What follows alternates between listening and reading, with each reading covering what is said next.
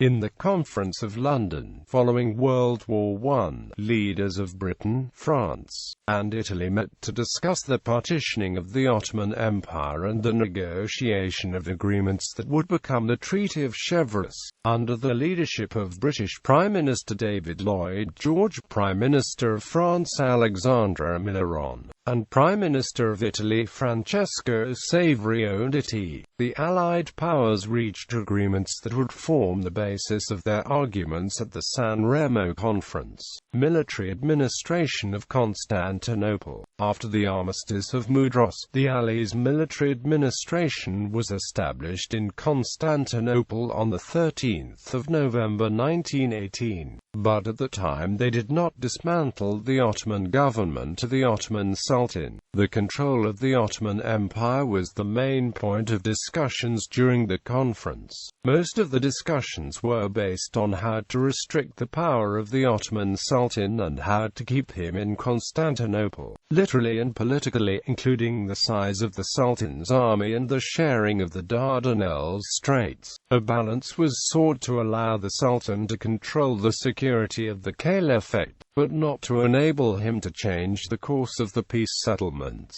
The members were constantly informed about the Caliphate movement, which tried to protect the position of Caliphate. However, the new Ottoman Parliament deputies elected after the armistice met on the 28th of January 1920 and published the decisions of independence on 12 February 1920. The Caliphate movement tried to influence the British government and protect the Caliphate of the Ottoman Empire, and although mainly a Muslim religious movement, the Caliphate struggle became a part of the wider Indian independence movement. Conference of London decided to take actions, at least on Turkish national movement, and decided to shift from de facto occupation of the Constantinople to de jure occupation of Constantinople.